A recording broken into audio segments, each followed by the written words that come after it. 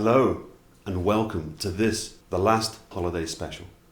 And I hope for you it is still a holiday special and not a holiday mediocre or a holiday, oh no, not this guy again.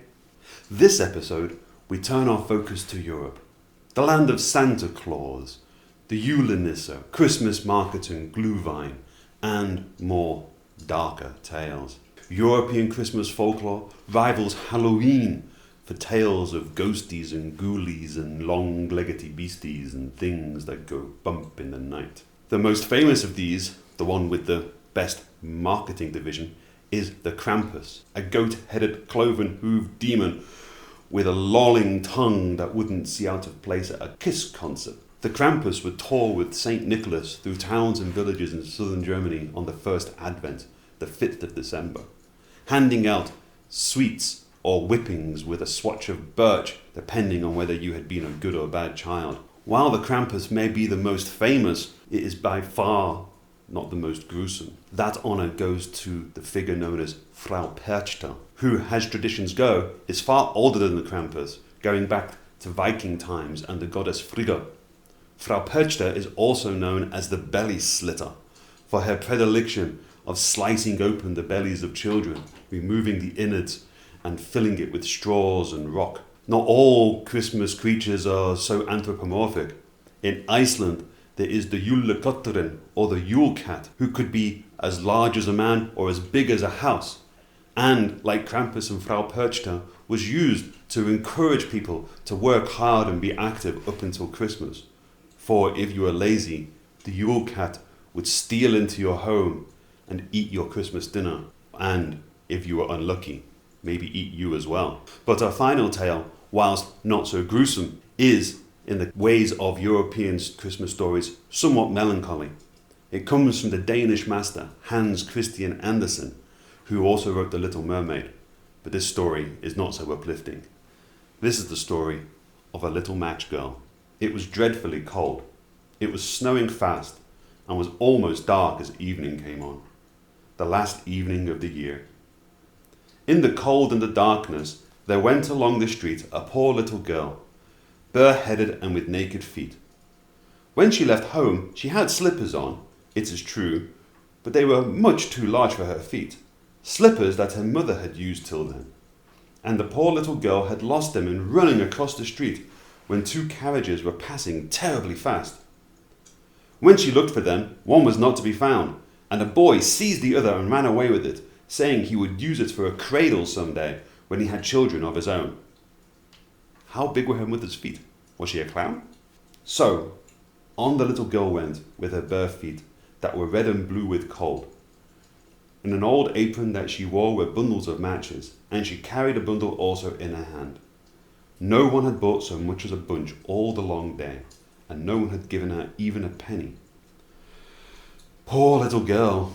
Shivering with cold and hunger, she crept along, a perfect picture of misery. The snowflakes fell on her long flaxen hair, which hung in pretty curls about her throat.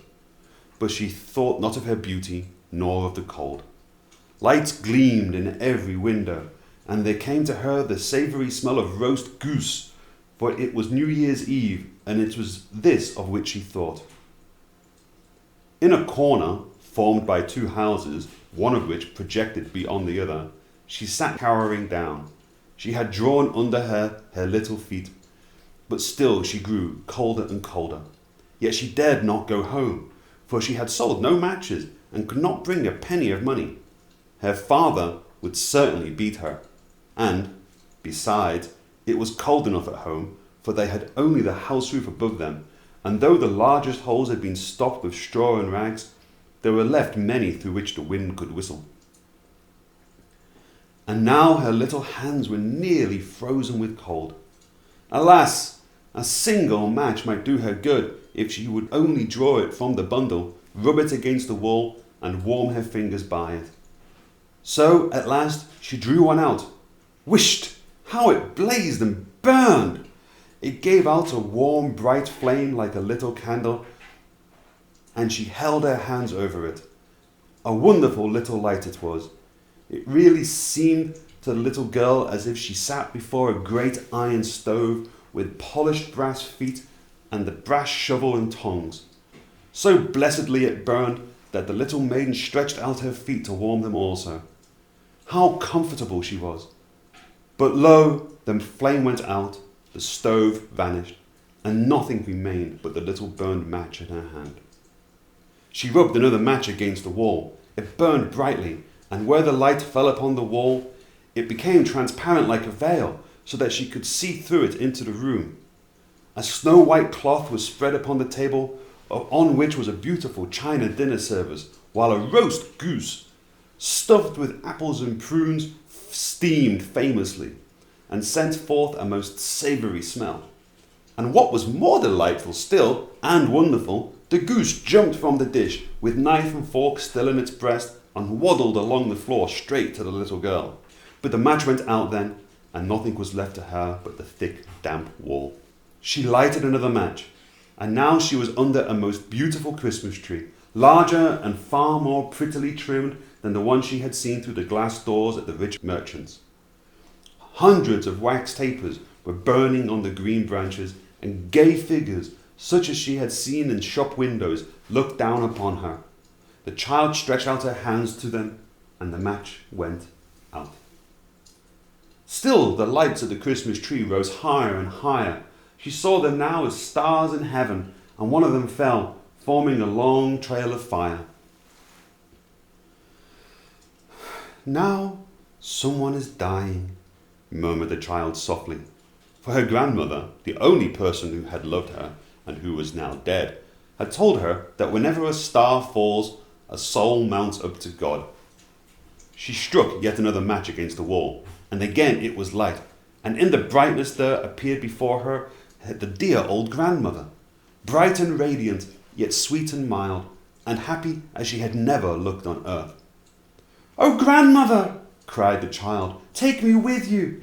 I know you will go away when the match burns out.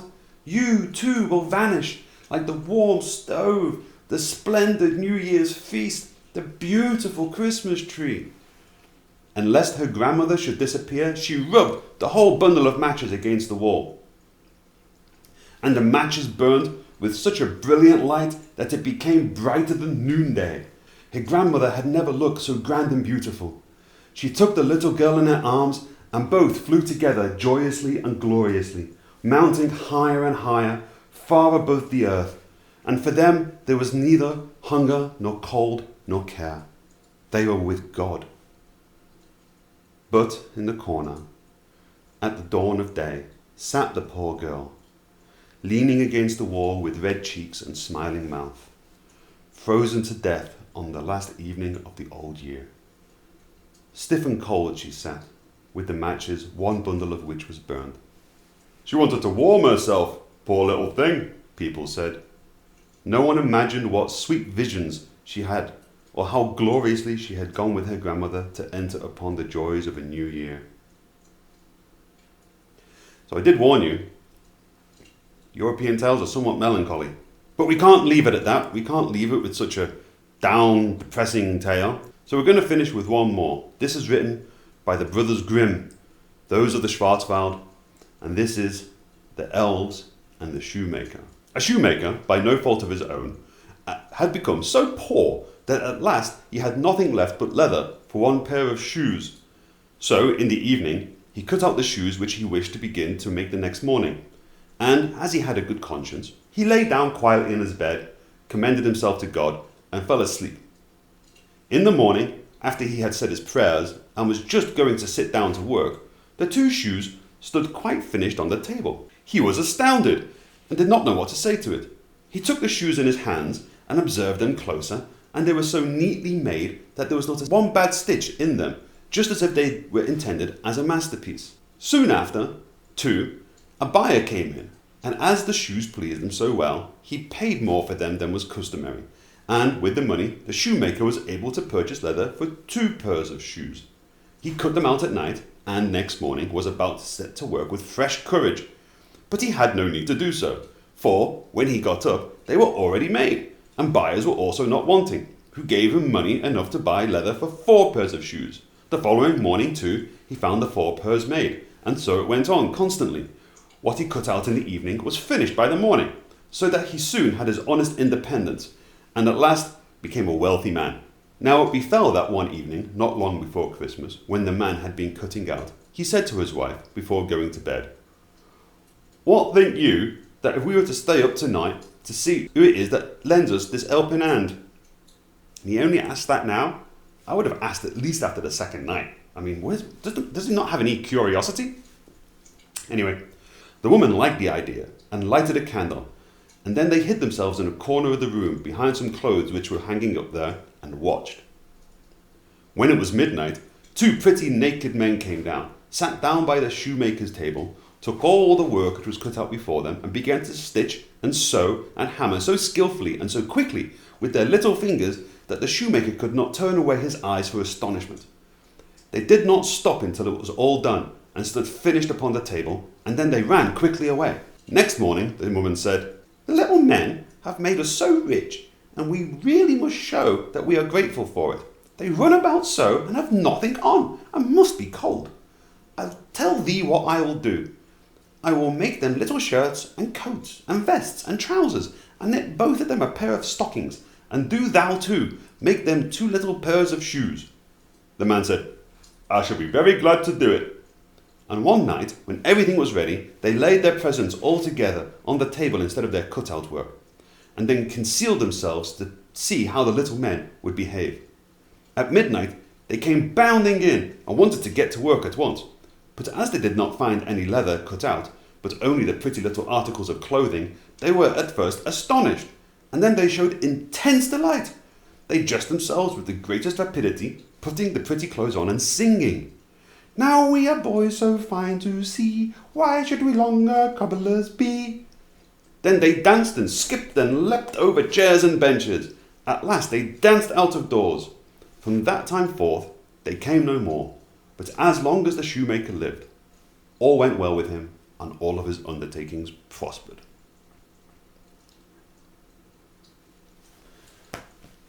So, I hope that was enjoyable, and I hope that you enjoyed it as much as I did. And with that, these holiday specials come to an end. I have little else to say, except Frohe Weihnachten, Buon Natale, Feliz Navidad, Joyeux Noël, and, of course, Merry Christmas, and a very Happy New Year to you all. Merry Christmas.